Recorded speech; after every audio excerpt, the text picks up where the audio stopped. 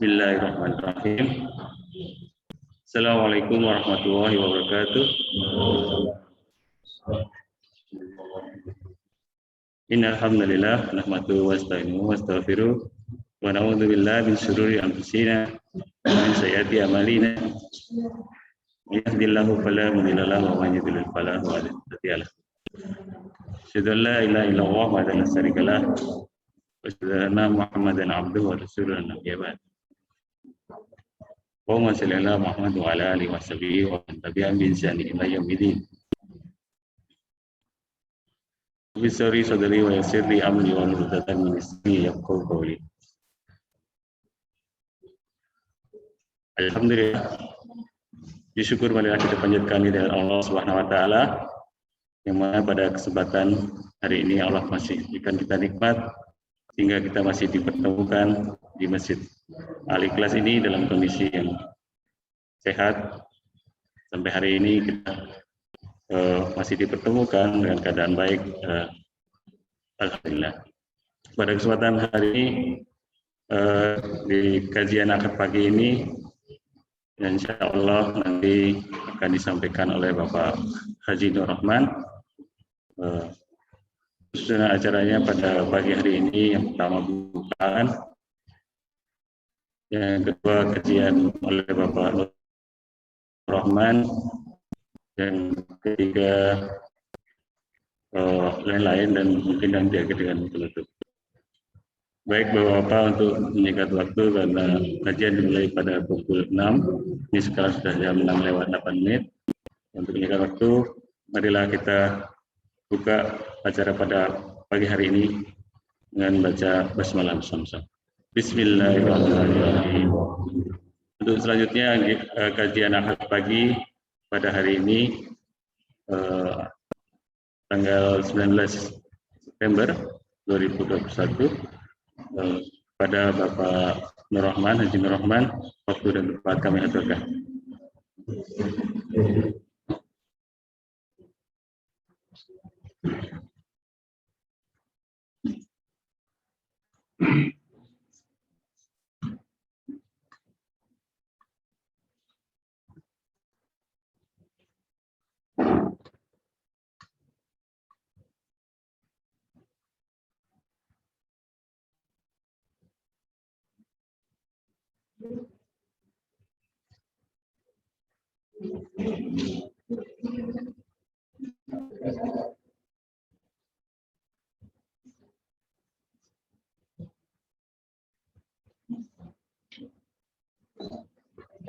Assalamualaikum warahmatullahi wabarakatuh. Bismillahirrahmanirrahim. Alhamdulillahirabbil alamin. Wassalatu wassalamu ala khatamil anbiya'i wal mursalin. Sayyidina wa habibina wa syafi'ina wa dhukrina wa maulana Muhammadin sallallahu alaihi wasallam wa ala alihi wa ashabihi wa man tabi'ahum bi ihsanin ila yaumiddin, amma ba'd. Yang kami hormati para sepuh, para alim ulama, para asatid, dan wabil khusus kepada seluruh jamaah Masjid Al-Ikhlas Perumahan Citraringin Mas yang tentunya insyaallah dirahmati dan dimuliakan oleh Allah Subhanahu wa taala. Puji dan syukur marilah kita persembahkan kehadirat Allah Subhanahu wa taala. Mohon maaf, mungkin Bapak Ibu saya sering menggunakan istilah saya persembahkan kehadirat Allah Subhanahu wa taala. Ini kata Gustur, puji dan syukur itu sudah memanjat secara otomatis. Jadi tidak perlu dipanjatkan, sudah memanjat sendiri kan. Ini kata Gustur. Jadi sekali lagi saya ulangi, marilah kita persembahkan puji dan syukur kehadirat Allah Subhanahu wa taala atas nikmat karunia yang telah dianugerahkan oleh Allah kepada kita semua, baik itu berupa kesehatan, kesempatan, dan kebahagiaan tentunya, termasuk alhamdulillah kita semua masih diberikan oleh Allah Subhanahu wa taala berupa kekuatan iman dan Islam, sehingga kita bisa hadir di ruang kajian Ahad pagi Masjid Al-Ikhlas, walaupun ada yang luring dan ada yang mengikuti secara daring. Mudah-mudahan tidak mengurangi kekhidmatan kita di dalam kita bersama-sama untuk thalabul ilmi, menimba ilmu. Dan sekali lagi, karena yang namanya mencari ilmu ini tidak dibatasi kepada anak-anak kita yang masih sekolah, tetapi yang namanya mencari ilmu kata baginda Nabi Muhammad SAW itu utlubul ilma minal mahdi illa lahdi. Semenjak dari ayunan sampai dengan kita besok sampai ke liang lahat. Artinya apa? Bahwa Bapak Ibu sekalian yang menghormati, tentunya pada masa-masa yang baru seperti ini kita juga wajib untuk mencari ilmu, terutama ilmu dalam bahasa ta'limul mutlaq itu namanya ilmu lal. Bagaimana kita bisa mengadaptasi situasi kondisi belajar di masa seperti ini. Bapak Ibu sekalian yang dirahmati oleh Allah Subhanahu wa taala, dan saya ingatkan kembali, tentunya ini masih masa PPKM. Walaupun levelnya sudah turun level dari 4 ke 3 ya Bapak Ibu sekalian, mudah-mudahan diturun syukur pisan sampai dengan levelnya -1 nanti nggak apa-apa. Artinya kita semakin sehat. Nah, harapan kita bahwa di masa seperti ini kita harus menyesuaikan, masa-masa kita harus menyesuaikan situasi dan kondisi. Jadi jangan kita dimina bubukan dengan WFH, work from home, dengan jadi bekerja dari rumah, tapi di rumah bukan bekerja, tapi mengerjakan pekerjaan rumah. Padahal ini menurut saya zalim. Karena apa? Karena tugas kita dari kantor, tugas masing-masing kita mengerjakan tugas kantor, tapi dari rumah. Tetapi maaf kalau kita mau jujur, yang ada di rumah itu mengerjakan pekerjaan rumah, jadi bukan mengerjakan pekerjaan kantor di rumah. Nah, terus kawan lagi ada mengatakan, Pak, saya WFO. Apa itu WFO? Work from rumah katanya. Jadi bekerja dari rumah. Itu tidak ada bedanya. Sehingga secara psikologis banyak mungkin saudara kita yang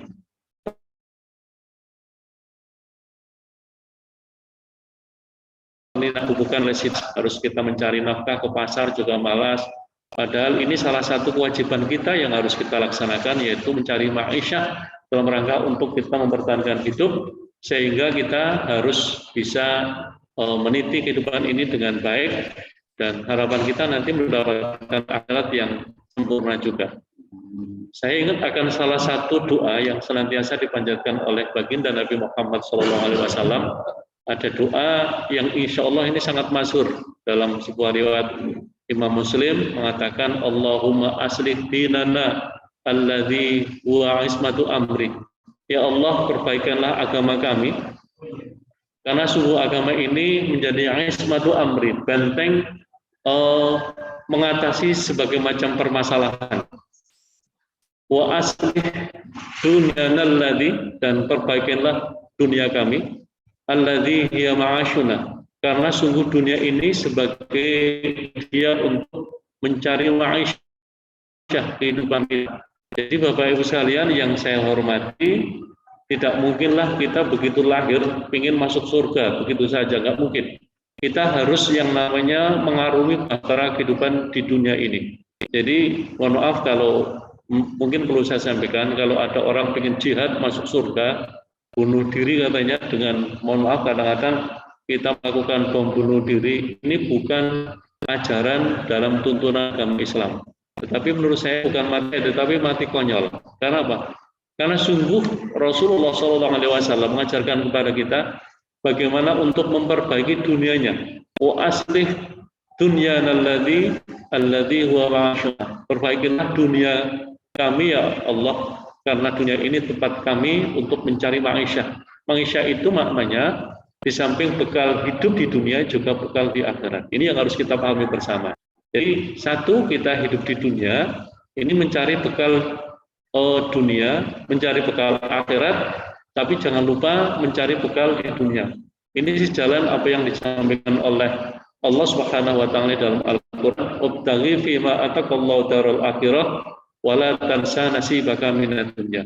Silakan Bapak Ibu sekalian mencari bekal di akhirat, beribadah, tapi jangan lupa kita sisihkan waktu sedikit untuk mencari bekal selama hidup di dunia. Ya. Inilah ayat ini yang sering kadang-kadang diterjemahkan secara kurang sempurna oleh saudara kita. Kenapa? Karena kita tidak perlu mencari dunia ini, karena kita sebenarnya di dunia itu tidak lama. Tidak salah Bapak Ibu sekalian kalau kita menyampaikan bahwa hidup di dunia ini tidak lama. Salah satu contoh misalkan Bapak Ibu bisa kita renungkan bersama bagaimana Bapak Ibu sekalian ini mengingat masa-masa kecil, usia-usia sekitar 5 tahun, 7 tahun, 10 tahun, mungkin kita masih lari-lari, kita masih ingat sekali masa-masa itu, ya. Tetapi ternyata kita sekarang sudah usianya berapa? 40 tahun, 50 tahun. Tidak lama lagi nggak tahu, mungkin kapan Allah memanggil kita. Bahkan tidak sedikit, mungkin saudara-saudara kita yang usianya memang belum dewasa sudah terlebih dahulu menghadap kepada Allah Subhanahu wa Ta'ala. Itu bukti bahwa yang namanya dunia ini memang tidak lama, tetapi harus kita cari. Kenapa?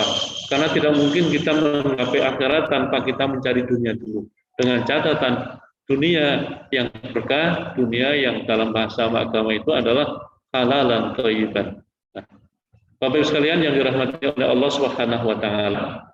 Nah, inilah yang perlu saya sampaikan. Jadi maka marilah kita bersama-sama agar kita bisa serasi seimbang antara dunia dan akhirat ini selalu dijaga bersama-sama. Dan doa yang sering kita panjatkan, Rabbana atina fid dunya hasanah wa fil akhirati hasanah wa qina adzabannar. Ini artinya bahwa kita dianjurkan oleh Allah, oleh baginda Rasul, oleh agama kita, agar bagaimana ada keseimbangan antara kehidupan di dunia dan di akhirat. Seimbang ini, mohon maaf kalau boleh saya sampaikan, seimbang ini bukan berarti harus sama. Karena apa? Karena porsinya di dunia dan di akhirat itu tidak sama. Kalau di dunia taruhlah mungkin 60 tahun lah kalau kita bercermin kepada baginda Rasulullah Nabi Muhammad SAW, taruhlah 60 tahun. Sementara akhirat itu kekal selama-lamanya. Artinya apa? Bahwa kita memang butuh untuk mencari maisha di dunia, tetapi wala tansa nasibaka minad dunya, kita carilah akhirat, tetapi jangan lupa kita untuk mencari bekal sedikit di dunia. Ini yang harus kita renungkan bersama. Bapak Ibu sekalian yang dirahmati oleh Allah Subhanahu wa Ta'ala, kemudian kadang-kadang ada salah satu statement yang menggelitik.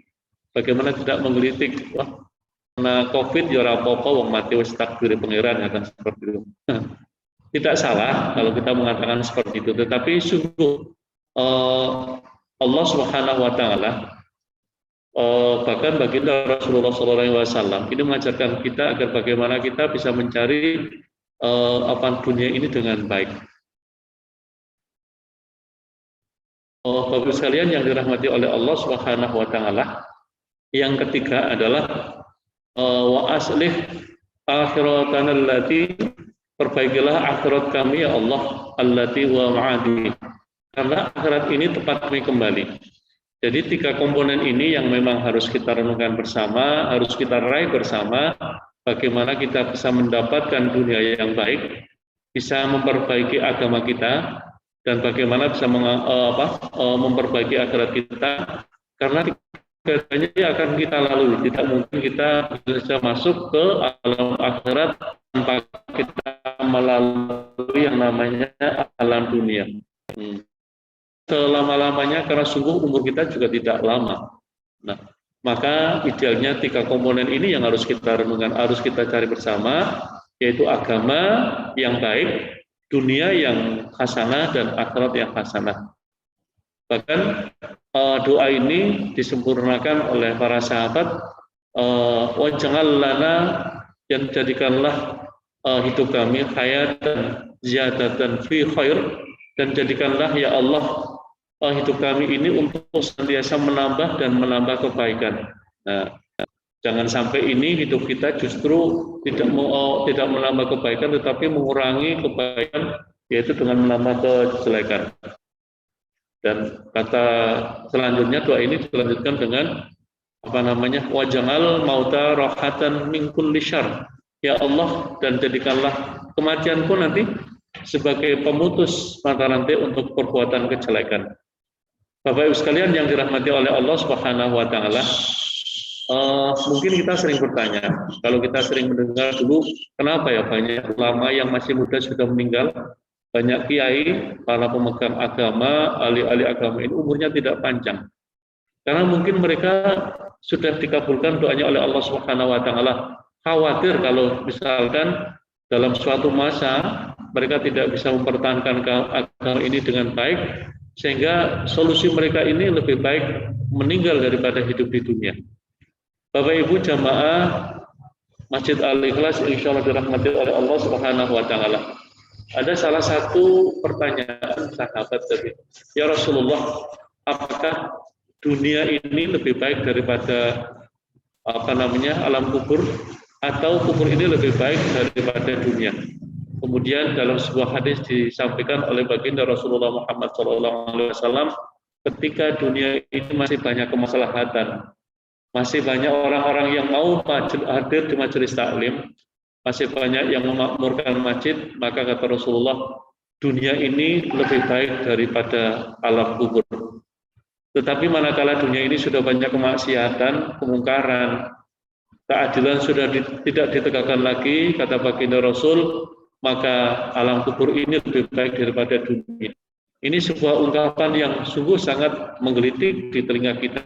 Karena apa? Kita kadang-kadang hidup di masa seperti ini sulit untuk membedakan mana yang baik dan mana yang buruk, mana yang masalah sebagainya. Nah, Bapak Ibu sekalian yang dirahmati oleh Allah Subhanahu wa taala, untuk itu tentunya mari kita bersama-sama bisa belajar agar kita mengetahui mana yang baik dan mana yang tidak baik.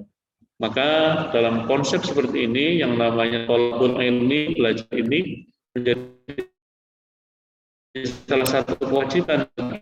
Bagaimana Nabiullah Adam alaihissalam begitu dikeluarkan, begitu diciptakan oleh Allah Subhanahu wa taala, ketemu dengan malaikat itu yang dibekali oleh Allah Subhanahu wa taala kepada Nabi Adam itu ilmu pengetahuan. Sampai ilmu pengetahuan, kalau Bapak Ibu membaca di dalam tafsir Al-Maraghi, tafsir Jalalain, itu sampai Nabi Adam itu diajari yang namanya macam-macam macam-macam peralatan di dunia. Dalam tafsir Jalalain sampai menyebutkan ada irus, tapi saya nggak tahu itu kok zaman Nabi Adam sudah ada irus, irus, wajan, centeng dan sebagainya.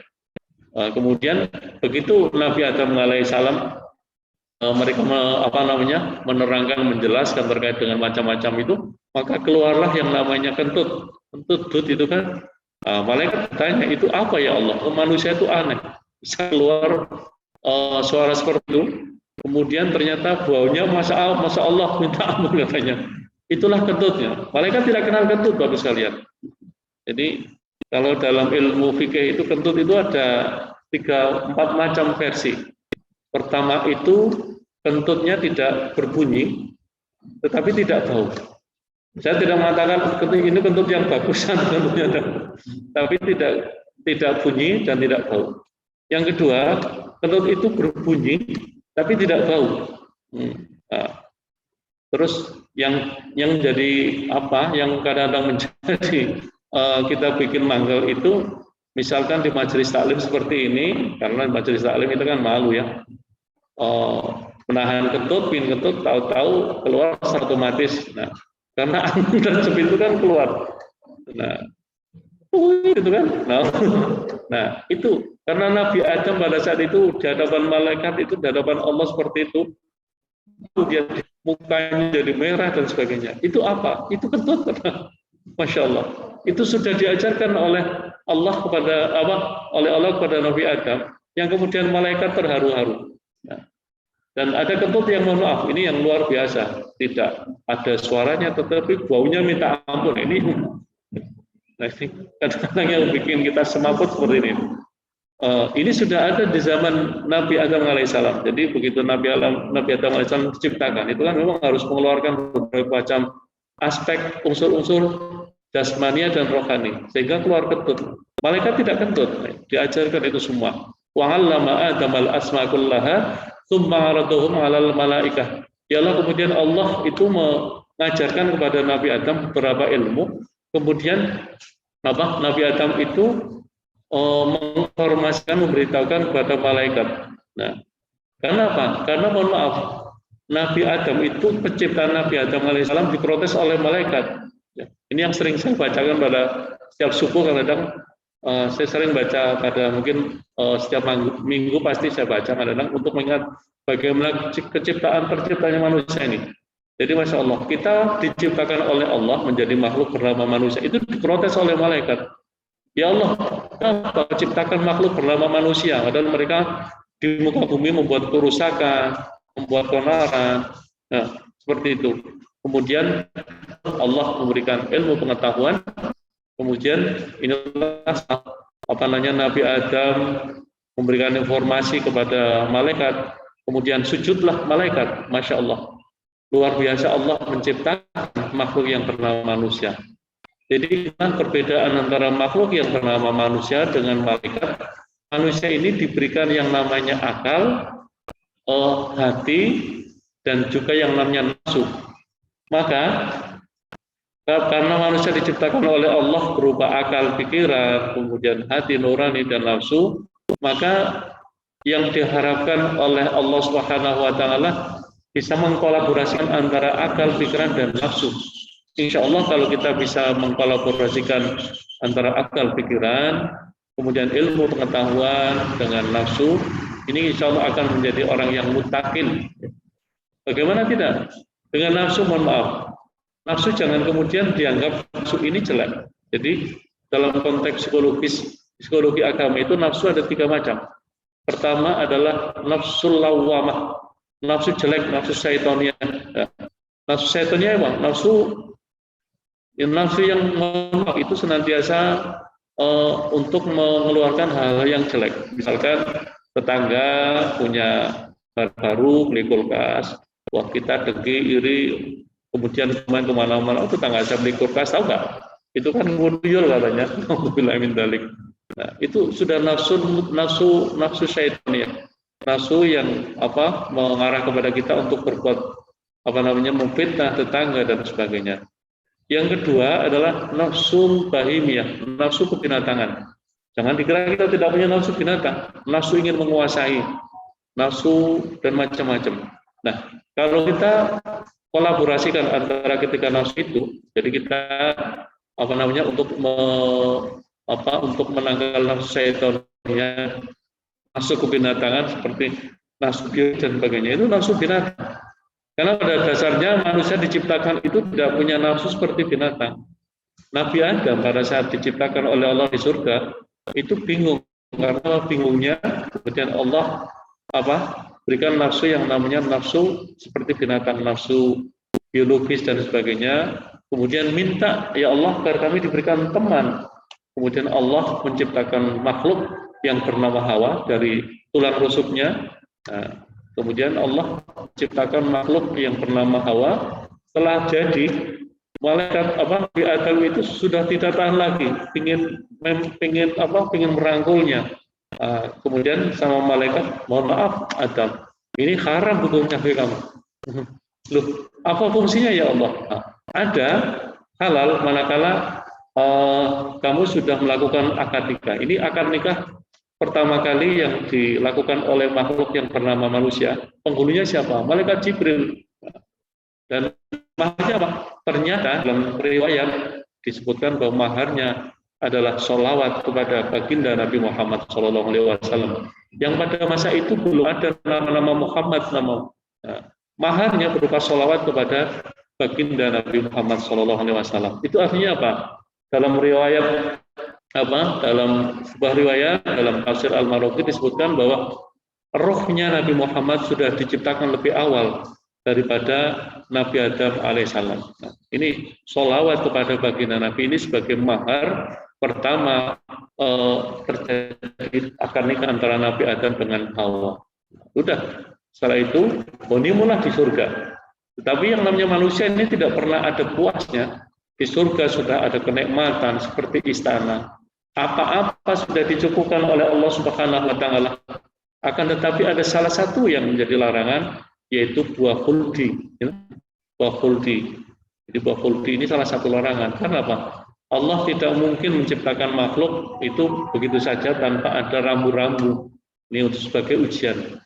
Ada salah satu buah khuldi. Buah itu namanya buah khuldun. Sebelumnya buahnya tidak menarik. Akan tetapi apa? Karena di situ ada unsur syaitannya, ada setan menggoda kepada Nabi Adam. Nabi Adam itu ada buah, nggak menarik, buah seperti itu masih banyak buah yang enak, yang manis. Wah itu, kamu tahu nggak? Itu namanya buah khuldi yang bisa kamu kekal. Karena seorang laki-laki Nabi Adam alaihissalam, alhamdulillah tahan, imannya kuat. Setelah kuat imannya, yang namanya iblis ini tidak puas sampai di situ, kemudian kaki. Wah kalau Nabi Adam nggak mungkin tidak mempan digoda, siapa tahu apa namanya istrinya. Nah, apa namanya kemudian mendatangi istrinya, wahai Hawa, itu ada buah. Kalau kamu mau memetiknya kemudian memakannya, maka kamu akan kekal di surga. Nah, kamu tahu nggak apa artinya yang namanya khuldi? Itu artinya dari kata khuldun yang artinya kekal. Kalau kamu makan ini, maka kamu akan kekal selama-lamanya di surga. Pelan-pelan, kemudian Hawa tergoda dengan rayuan syaitan yang kemudian menggoda suaminya. Inilah sebagai awal yang namanya laki-laki ini sangat mudah terhadap rayuan wanita. Biasanya kalau laki-laki tidak mudah digoda, mungkin mohon maaf kalau Bapak Ibu kadang-kadang di showroom, mobil atau kemana, maka ini yang sering dijadikan diperalat oleh apa namanya oleh dealer itu. Kalau bapak-bapak ke sana, Pak, mobilnya ganti, Pak. Wah, mobil saya masih bagus. Tapi kalau bersama ibu, maka yang didatangi ibu-ibu, kok suaminya sudah ganti mobil. Mobilnya kan sudah expired, itu sudah ketinggalan zaman. Nah, kemudian sang ibu, Pak, iya mobil kita sudah nggak begitu bagus ya, Pak. Gimana kalau ganti? Sering tergoda seperti itu. Jadi awalnya memang dari inilah Allah menciptakan sebuah fenomena yang luar biasa melalui Hawa, melalui seorang wanita. Ini sehingga laki-laki yang tadinya punya yang kokoh menjadi mudah untuk tergoyahkan. Nah, inilah ujian kita terhadap nafsu yang namanya nafsu kebinatangan. Artinya apa? Maka pertama kali kita dijanjikan oleh Allah terhadap istri kita melalui sebuah akad nikah. Nah, ini pertama kali yang menjadi ujian godaan mungkin pada saat rumah tangga yang kita misalkan 5 tahun rasanya masih harmonis. Karena yang namanya rumah tangga honeymoon itu kan kurang lebih 5 tahun. Honeymoon itu kan seperti bulan madu, artinya semuanya serba indah, wajar kalau 5 tahun. Tapi coba bayangkan kalau sudah memasuki tahun-tahun berikutnya, tahun-tahun setelah 5 tahun dan sebagainya, maka sudah mulai banyak godaan dan godaan. Dan ujian yang pertama, bukan suami kita kemudian mudah terpengaruh dengan gadis selja. Pertama itu justru harta. Nah, harta kemudian dengan rumah, bagaimana membangun rumah, mobil dan sebagainya. Itu sudah menjadi salah satu nas diciptakan kita sebagai manusia. Nah, setelah kemudian pada masa kurang lebih perkawinan sudah melampaui 10 tahun, kemudian sudah mulai kita punya anak dan sebagainya. Kadang ujian yang paling berat di usia sekitar 30 sampai 40 tahun, justru kadang-kadang banyak banyak wanita lain yang menggoda. Ini mohon maaf mungkin pengalaman. Jadi saya pernah cerita sama kawan-kawan saya di kantor. Pada saat saya masih remaja itu kok jarang ya gadis yang menggoda, tetapi sudah kayak misalkan kita sudah mapan, sudah punya rumah tangga, sudah punya anak, banyak wanita yang menggoda, entah itu melalui yang namanya media sosial, Facebook dan sebagainya, WA, dengan berbagai macam godaan. Tetapi secara psikologis sangat logis Bapak Ibu sekalian, karena apa? Kita rata-rata usia sekitar 30, mulai 45 itu bahasanya sudah mapan. Yang karyawan sudah mulai menduduki jabatan. Ya mohon maaf kalau bapak-bapak kalau sudah menduduki jabatan, ini kan sudah penampilan sudah mulai berubah. Ya. Yang tadinya mungkin hanya pakai sepeda motor sudah pakai mobil. Ya. bajunya sudah mulai keren, mungkin rumahnya sudah mulai pembantu, sudah pakai parfum. Yang tadinya mohon maaf, kalau pekerja masa-masa usia 5 tahun mantan baru, itu kan kita jarang pakai parfum, tapi kita sudah menjadi jabatan, misalkan kepala seksi, kepala bagian, sudah pakai parfum. Nah, jadi penampilan bukan semakin jelek, kalau bisa lihat usia seperti itu justru bagi Bapak penampilan semakin mantap dan meyakinkan.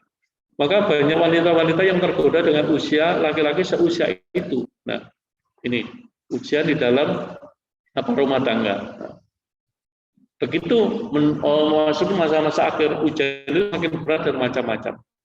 Nah, biasanya usia sekitar 50 ke atas justru kita malas untuk beribadah.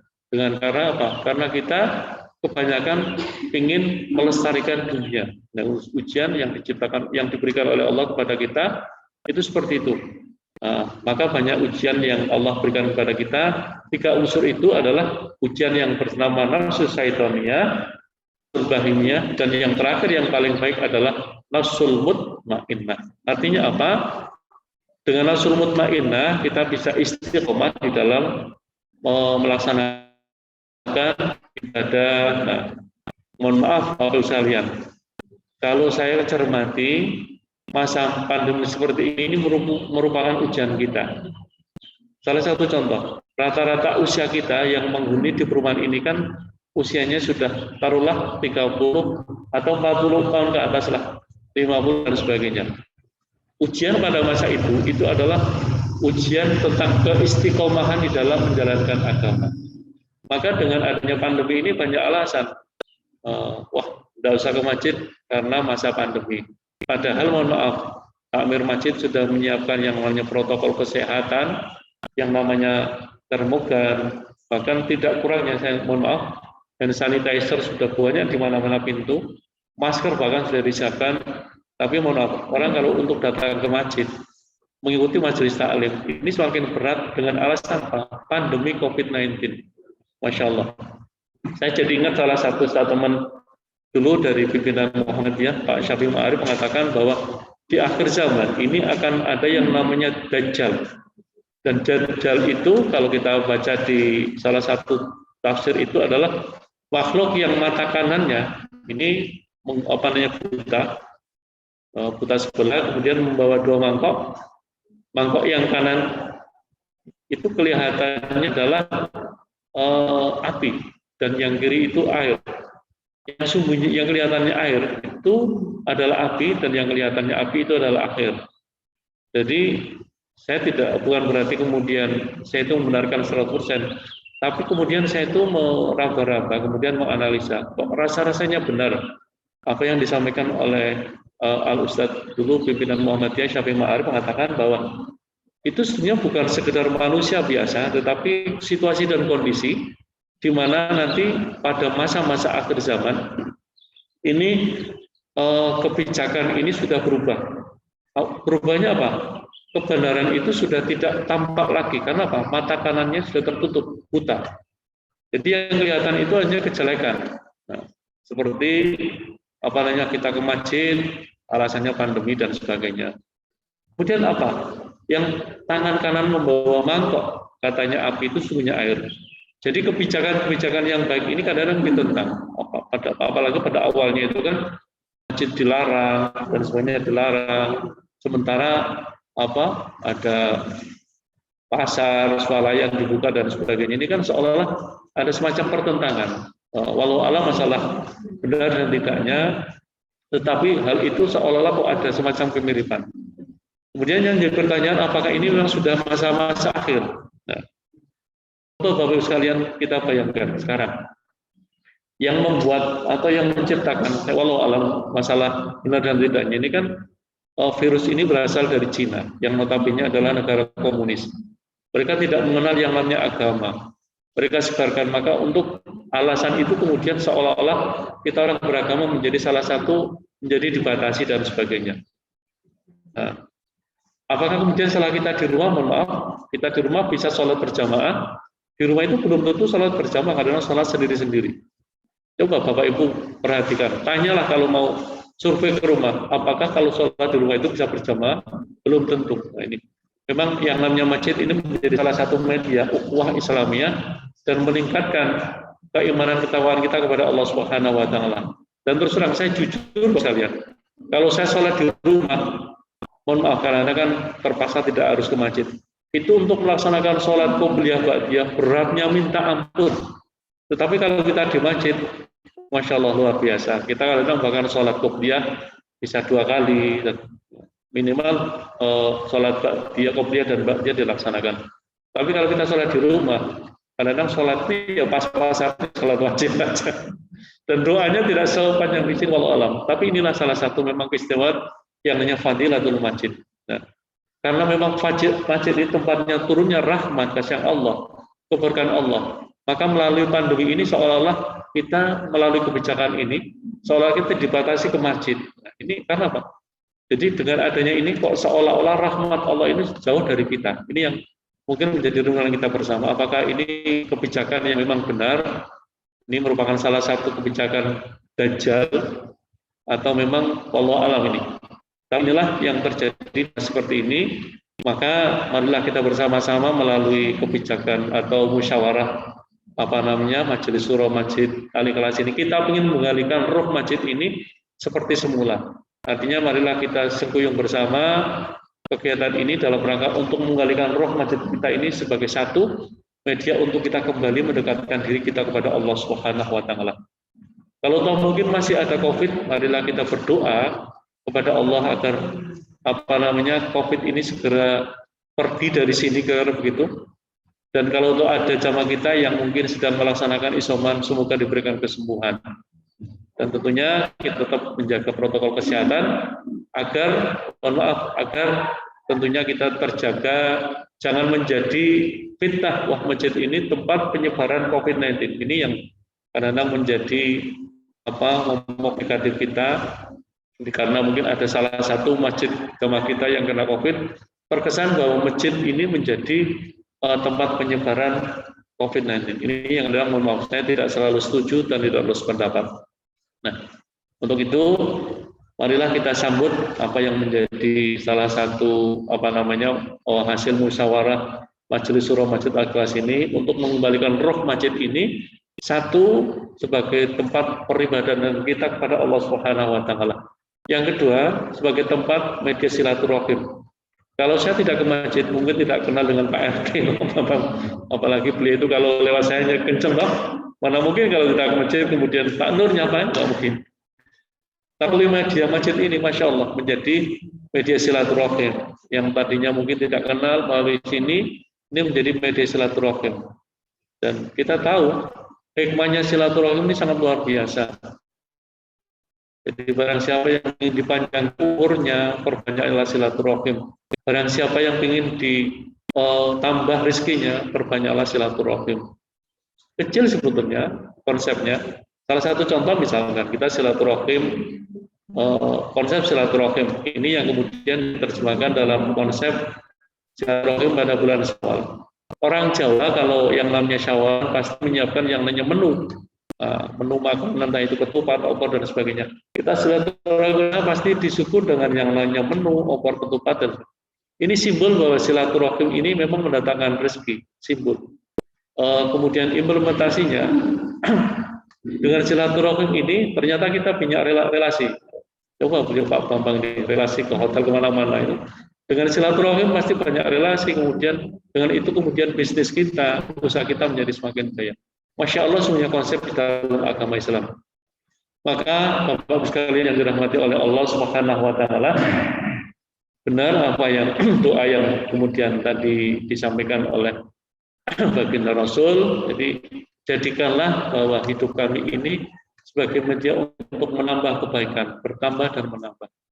Jadi menambah kebaikan ini jangan selalu dikonotasikan dengan kita sholat, zakat, kita silaturahim, kita bersedekah, kemudian kita menyapa dengan assalamualaikum, kemudian kita mencari ilmu, kita berinteraksi, kemudian kita saling sharing ilmu pengetahuan. Ini sudah menambah yang namanya kebaikan. Maka kalau tahu ini dianggap sebagai kebaikan, baginda Rasul Nabi Muhammad SAW pernah bersabda, manakala kalian sekalian akan melakukan sebuah kegiatan, maka pertama kali niat. Jadi, mohon maaf tadi Bapak Ibu sekalian pada saat mau ke masjid ini ada niat atau cuma sekedar saya ke masjid, barangkali nanti ke masjid ada pengajian, kemudian ada snacknya, maka ini yang harus kita luruskan bersama. Jadi manakala datang ke masjid, Bismillah, nawa itu dalam hati kita, saya ingin thalabul ilmi. Ya. Thalabul ilmi ini apa? Untuk menghilangkan kebodohan. Bodoh dari berbagai macam ilmu pengetahuan. Bodoh dari pengetahuan terkait dengan masalah COVID, bodoh terkait dengan protokol kesehatan. Barangkali di sini dengan berbincang-bincang, kita berdiskusi, berdialog, kita tahu bagaimana untuk mencegah COVID-19, bagaimana kita menanggulangi seperti ini, bagaimana pada masa pandemi seperti ini kita tetap untuk bisa beribadah. Ini adalah ilmu pengetahuan. Jadi sekali lagi, manakala mau melakukan perbuatan yang baik, niat pertama kali. Yang kedua, selalu menyebut asma Allah. Bisa dengan Bismillahirrahmanirrahim. Saya niat ke masjid, walaupun tidak diucapkan ya. Saya niat ke masjid, ingin thalabul ilmi, ingin ingin beribadah. Insya Allah. Jadi langkah Bapak Ibu sekalian dari rumah sampai ke tempat ini sudah dinilai oleh Allah 10 kebaikan. Coba bayangkan betapa tidak mulia, tidak murahnya kasih sayang Allah. Kita datang ke masjid ini sudah diingatkan ngaji, sudah setiap langkah, setiap jangka ini sudah dihitung 10 kebaikan, masya Allah. Ada yang bertanya, bagaimana kalau saya naik sepeda motor? Kan itu kan pertanyaan macam-macam ya. Jauh kalau naik jalan kaki nanti capek. Allah lah nanti yang akan menghitung. Kemudian soal kita tiap kali putaran, 10 prerogatif Allah Subhanahu wa taala. Tetapi ini janji Allah. Jadi setiap jangka, setiap langkah, maka itu kebaikan. Masya Allah luar biasa. Jadi tentunya awalnya diawali dengan kita nawaitu niat. Jadi dalam hati kita punya semacam niat. Inilah dalam konsep fikih setiap amal perbuatan harus diikuti dengan yang namanya niat. Haji harus niat, sholat harus niat, puasa harus niat. Ya, baik itu puasa wajib maupun sunnah, apapun harus niat, termasuk niat. Maka termasuk amal soleh yang lain pun sekali lagi saya sampaikan untuk menyempurnakan ibadah kita awali dengan yang lainnya niat. Masalah konsep niat ini yang ada yang berbeda, ada yang harus diucapkan atau tidak, ini tidak jadi masalah. Yang penting dalam hati kita niat, ya Allah, saya ingin ke masjid dalam rangka thalabul ilmi agar kita mendapatkan keberkahan ilmu dari apa yang nanti diperoleh. Insya Allah akan mendapatkan sebuah keberkahan hikmah dari apa yang kita hadiri. Ini Masya Allah. Jadi yang selanjutnya, ya Allah, jadikanlah kematian ini sebagai pemutus mata rantai daripada yang namanya keburukan. Mohon maaf. Bapak Ibu sekalian yang dirahmati oleh Allah Subhanahu wa taala. Yang namanya kejahatan, keburukan ini kadang-kadang tidak pernah kita sangka-sangka. Tidak pernah kita sangka. Kita bangun tidur kadang-kadang seolah mendapatkan mimpi buruk. Ya. Nah, dan ini kadang-kadang sering menilustrasi kita, bahkan tidak sedikit mengsugesti kita untuk melakukan tindakan keburukan.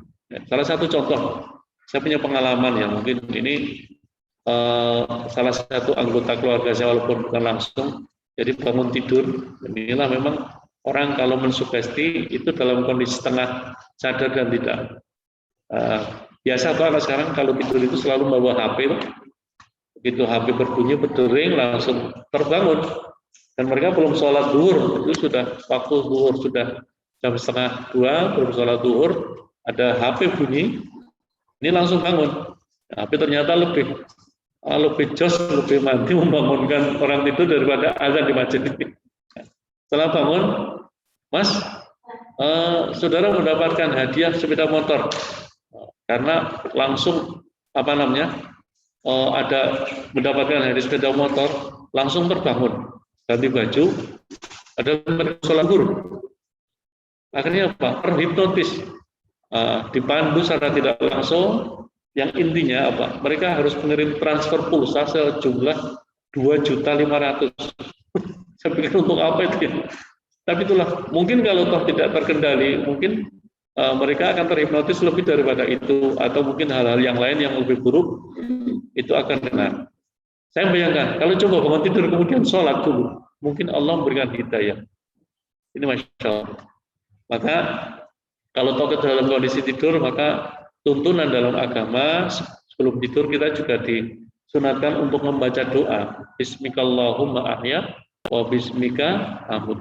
Kemudian setelah bangun, alhamdulillahilladzi ahyana ba'da ma amatana wa ilaihi nusyur. Artinya apa? Manakala kita tidur, sebelum tidur mudah-mudahan kita dijaga oleh Allah, oleh malaikat-malaikat Allah dari hal-hal yang jelek. Dan manakala kita bangun dari tidur kita, harapan kita nanti kita sudah dijauhkan dari hal-hal keburukan. Insya Allah kalau kita membiasakan doa seperti itu, insya Allah kita dijauhkan dari mungkin kejelekan orang, hipnotis dan sebagainya. Ini yang kadang-kadang sering tidak kita sadari. Bukan tidak tahu, tapi tidak kita sadari dan jarang kita amalkan. Maka untuk agar ini menjadi salah satu bagian daripada ibadah kita, biasakanlah walaupun dengan berat hati. Ya mohon maaf, kadang-kadang kalau kita jujur, mohon maaf ya, kita malam tidak bisa tidur. Bukan kemudian kita membaca kalimat Allah, taruhlah membaca doa,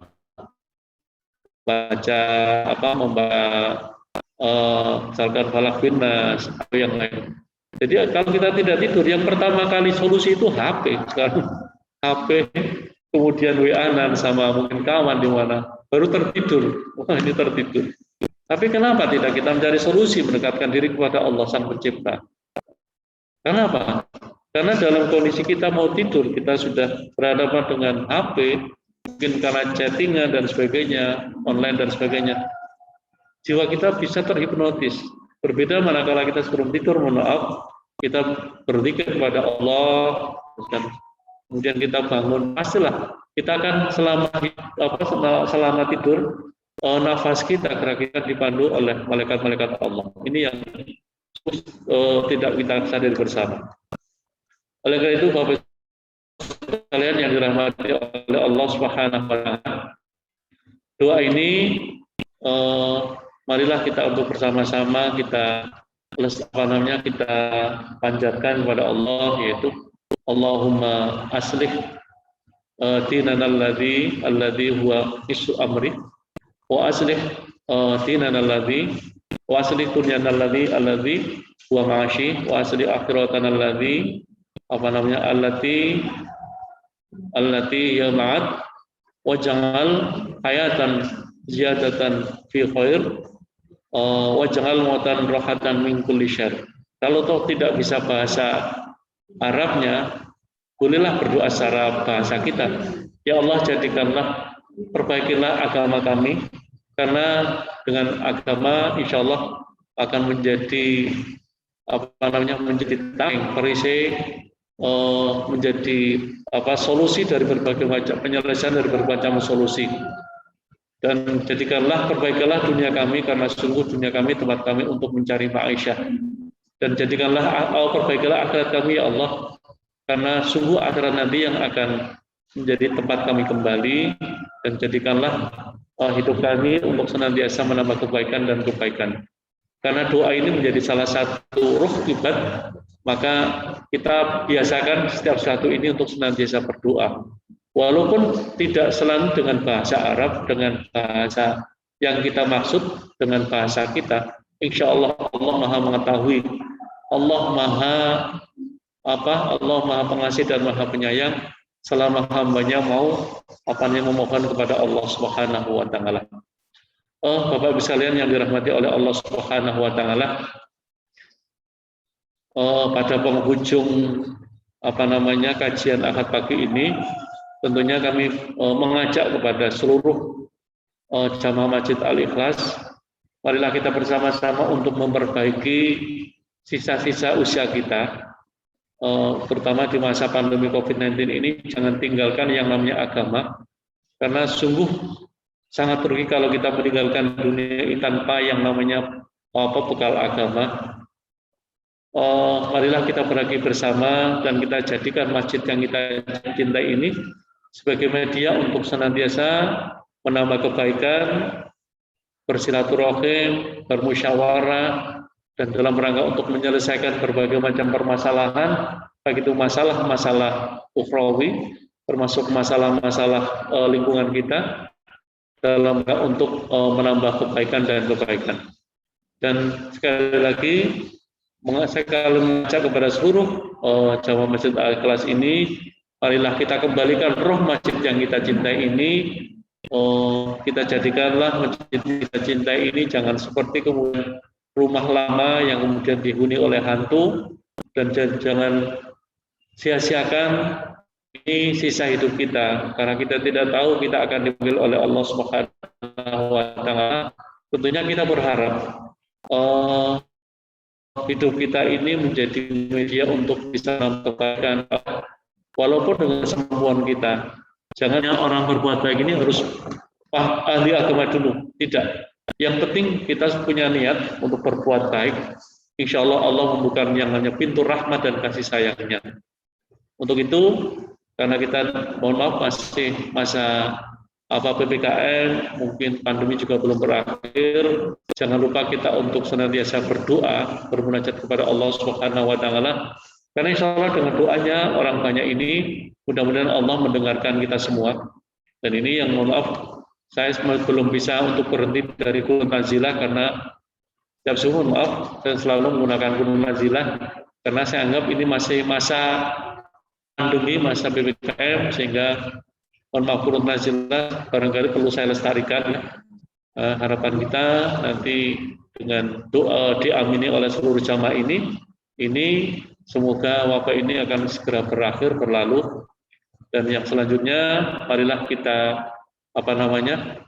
isi nanti masa-masa pasca pandemi ini dengan kebaikan, tentunya kebaikan yang bisa memberikan kemaslahatan untuk diri kita, untuk keluarga kita, masyarakat kita, dan kita mudah-mudahan menjadi amal untuk menuju akhirat yang lebih baik. Dan jangan lupa yang namanya kita hidup di dunia ini, perintah agama ini adalah untuk belajar dan belajar. Belajar untuk bisa menyesuaikan situasi dan kondisi, belajar untuk bagaimana menyesuaikan kondisi yang terbaru, karena saya yakin bahwa nanti pasca pandemi ini suasananya sudah berbeda dengan sebelum pandemi dulu. Mestinya kita harus ada perubahan, dan ini kita harus belajar dan belajar. Ya. Kata Rasulullah SAW, "Waman arada dunya," barang siapa yang ingin untuk bisa menguasai dunia, wahwa bil ilmi, dan barang siapa yang juga ingin menggapai akhirat surga, mereka juga harus dengan ilmu. Dan barang siapa yang ingin selamat dunia dan akhirat, kita harus dengan ilmu. Karena ilmu ini adalah sebagai perisai menyelesaikan berbagai macam permasalahan. Dengan ilmu inilah, dan ilmu yang tentunya kita harapkan adalah ilmu hikmah, ilmu yang akan membawa kemaslahatan, ilmu yang diberikan oleh Allah. Mungkin ada yang bertanya, apa ada ilmu yang bisa membawa kesenangan? Contohnya ilmu perdukunan, ya. Ilmu perdukunan, ilmu nyantet, itu kan ilmu, tetapi itu membuat kerusakan orang lain. Atau ilmu bagaimana membuat bom yang kemudian bisa merusak orang lain. Ini kan ilmu yang bisa membuat kerusakan dan mafsadah. Jadi yang kita harapkan, mudah-mudahan ilmu yang kita dapatkan adalah ilmu yang bisa memberikan hikmah, keberkahan kepada diri kita, keluarga kita, dan kepada masyarakat sekeliling kita. Walaupun apapun yang kita peroleh, jangan kita anggap sepele. Nah, inilah Masya Allah luhurnya agama kita, agama Islam, yaitu jangan menganggap sepele apapun. Wala tuhsir haddaka linnas, jangan kamu menganggap bahwa yang dimiliki oleh orang itu selalu sepele. Walaupun mungkin ilmu bagaimana cara nempel ban. Orang kan sering menyepelekan tukang tambal ban. Coba kalau kita bayangkan, kita di tengah jalan tidak ketemu tukang tambal ban, ini kan kita menjadi terganggu, perjalanan tidak bisa lancar dan sebagainya. Maka benar apa yang disampaikan oleh Luqman kepada putranya, jangan kamu menyepelekan orang sekecil apapun, walaupun itu, mohon maaf, mungkin tukang tambal ban, tukang batu, atau tukang apa, karena sungguhnya dengan kita menyepelekan itu, kita akan menjadi orang yang salah. Tetapi manakala kita bisa memuliakan mereka, maka kita akan mendapatkan hikmah dari itu semua. Inilah yang dicontohkan oleh baginda Nabi Muhammad SAW. Inilah barangkali yang bisa kami sampaikan. Mudah-mudahan walaupun berjam ternyata yang perlu ya. Yang sampaikan ini bisa memberikan pencerahan, bisa memberikan motivasi untuk bagaimana kita mengisi akhir-akhir ini masa pandemi dan nanti seusai pandemi ini untuk memberikan semangat motivasi, kita semangat hidup, jangan sampai walaupun kita sudah usia tua, jangan kemudian kita loyo, karena sisa-sisa inilah yang justru nanti akan bagaimana kita memperoleh yang namanya husnul khotimah. Jangan seperti ada salah satu kisah pada zaman dahulu itu di dalam kitab Usuliyah dikatakan ada orang kiai, ya, orang ahli agama, mereka awalnya istiqomah, istiqomah agama. Tetapi karena ini hanya cerita, saya tahu cerita ini apa memang benar atau mungkin sekedar ilustrasi, ujung-ujungnya akhirnya ini su'ul khotimah hanya karena beberapa saat saja. Artinya apa? Sisa-sisa hidup kita marilah kita pergunakan untuk memperoleh kebaikan. Jangan sampai justru kita sudah dari awal aktif di masjid, kemudian kita tolabul ilmi mengaji, tetapi justru ujungnya su'ul khotimah. Na'udzubillah. Lebih baik kita di awal mungkin agak sedikit berandalan atau preman, tetapi berujung dengan husnul khotimah. Tapi ini tidak jaminan. Maka yang ideal adalah dari awal kita bisa menjadi orang yang baik, bisa memberikan kebaikan dan berakhir dengan husnul khotimah. Ini yang senantiasa kita harapkan. Untuk itu, siapapun orangnya, berapapun umurnya, dan kita tidak tahu ini apa pandemi berakhir atau belum. Yang penting marilah kita untuk senantiasa berbuat baik. Semoga di akhir penghujung hidup kita nanti kita tetap menjadi orang yang husnul khotimah. Allahumma amin. Untuk itu marilah kita bersama-sama bermunajat kepada Allah Subhanahu wa taala.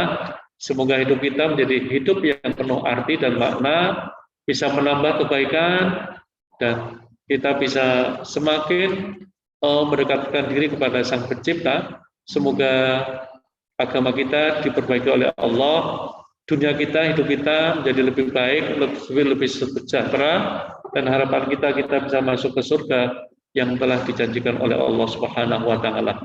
Wala hadhihi niyyah wa likulli niyyatin shalihah. Lahumul Fatihah. A'udzu billahi minasyaitonir rajim. Bismillahirrahmanirrahim. Alhamdulillahirabbil alamin arrahmanir rahim. Maliki yaumiddin. Iyyaka na'budu wa iyyaka nasta'in. Ihdinas siratal mustaqim. Siratal ladzina an'amta 'alaihim ghairil maghdubi 'alaihim waladdallin. Amin. A'udzu billahi minasyaitonir rajim. Bismillahirrahmanirrahim. Alhamdulillahirabbil alamin. Hamdan na'imin hamdan syakirin. Hamdan yuwafi ni'amahu wa yukafi mazidah. Ya Rabbana wa lakal hamdu kama yanbaghi li jalali wajhikal karim wa 'azimi sultanik. Allahumma shalli wa sallim wa barik ala sayyidina Muhammad. Salatan tunjina biha min jami'il ahwali wal afat wa taqdilana biha jami'al hajat wa tutahhiruna biha min jami'is sayyi'at wa tarfa'una biha indaka a'la darajat wa tuballighuna biha aqsal ghayat min jami'il khairati fil hayati wa ba'dal mamat. Allahumma rabbana zalamna anfusana wa illam taghfir lana wa tarhamna lanakunanna minal khasirin. Allahumma aslih lana dinana alladhi wa isatu amri wa aslih dunyana alladhi huwa ma'ishuna wa aslih akhiratana alladhi huwa ma'aduna waj'al hayatana ziyadatan fi khair waj'al mautana rahatan min kulli syarr. Allahumma tawil umurana wa sahih ajadana wa nawwir qulubana wa wasi' arzaqana wa ilal khairi qarribna wa min kulli syarri ba'idna. Ya Maulana innaka antat tawwabur rahim. Ya Rahman, Ya Rahim, Ya Aziz, Ya Jabbar, Ya Latif, Ya Ghaffar. Rabbana ighfir lana dhunubana wa li ikhwanina alladhina sabaquna bil iman. Wa la taj'al fi qulubina ghillan lil ladzina amanu. Rabbana innaka ra'ufur rahim. Rabbana atina min ladunka rahmah wa hayyi' lana min amrina rasyada. Rabbana atina fid dunya hasanah wa fil akhirati hasanah wa qina adzabannar. Wa sallallahu ala khairi khalqihi Muhammadin sallallahu alaihi wasallam alihi wa ashabihi rasulillahi ajma'in.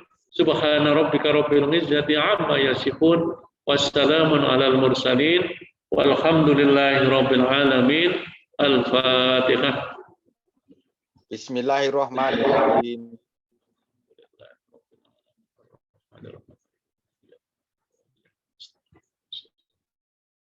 Siratal ladzina an'amta 'alaihim ghairil maghdubi 'alaihim waladdallin. Demikian yang bisa kami sampaikan. Sekali lagi mohon maaf mungkin dalam saya menyampaikan ada kurangan karena sungguhnya ini adalah dari keterbatasan kami dan taufik ini memang semata-mata dari Allah. Marilah kita teladani Rasulullah, kita menjadi lebih baik di kemudian hari. Amin. Akhir kata, wal afu minkum wallahul muwaffiq ila aqwamit thoriq. Wassalamualaikum warahmatullahi wabarakatuh. Waalaikumsalam warahmatullahi wabarakatuh.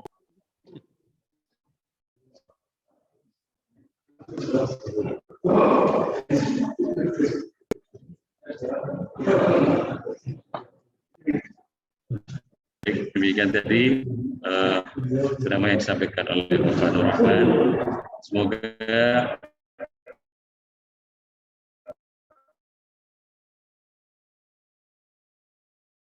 pentingnya kita untuk kembali meluruskan tujuan akhirat kita, tapi jangan juga melupakan dunia. Jadi tetap kita harus karena dunia yang sementara ini menjadi penentu kehidupan kita yang kekal di akhirat. Sehingga bagaimana kita memperbaiki amal ibadah dan amal-amal yang baik untuk kebaikan kita sebagai bekal di akhirat itu menjadi penting untuk kita lakukan bersama. Salah satunya adalah kembali menghidupkan roh masjid yang tadi beliau Pak Nur sampaikan. Itu juga program takmir sudah berjalan. Harapkan partisipasi semua dari jamaah Al-Ikhlas untuk ikut berpartisipasi dalam acara yang sudah disampaikan. Mungkin di acara lain-lain ini ada dari takmir atau Pak Ferry mau sampaikan sesuatu. Monggo Pak Ferry, saya kasih.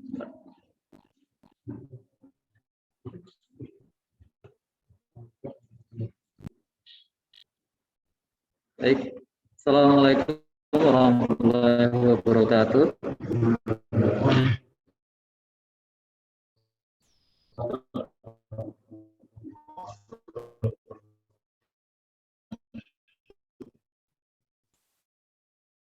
Sedikit pengumuman dari takmir, kita adakan online dan offline.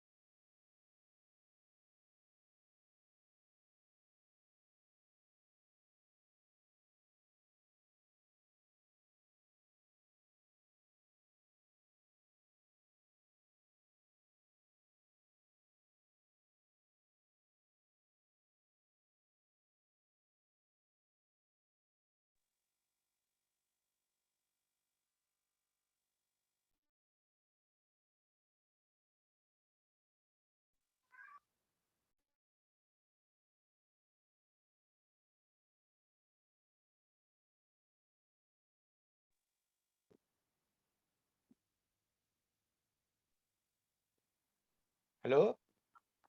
Halo? Oh, hilang? Mas Rizal? Sampai Isya.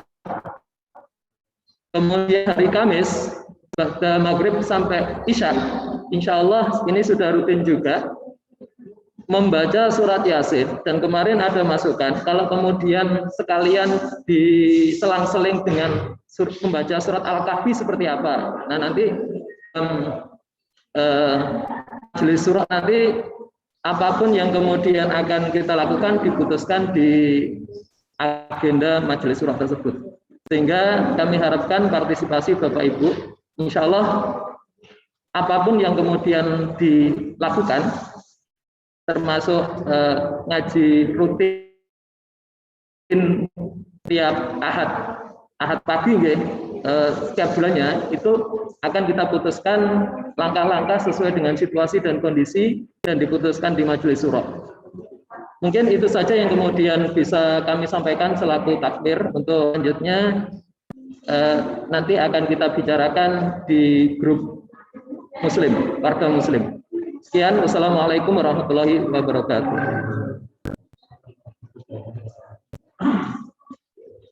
Waalaikumsalam warahmatullahi wabarakatuh. Ya, menambah lagi mungkin program TPA juga sudah jalan selama ini. Tapi kepada putra-putra Bapak Ibu yang mungkin belum mengetahui, mungkin bisa diikutkan bahwa sekarang TPA sudah berjalan. Jadi belum sempat disinggung Pak Feb. Baik Bapak Ibu, kita sudah melalui acara ini. Di penghujung acara, marilah kita tutup acara ini dengan membaca doa kafaratul majelis. Subhanaka Allahumma wa bihamdika, asyhadu an la ilaha illa anta, astaghfiruka wa atubu ilaik. Waalaikumsalam warahmatullahi wabarakatuh.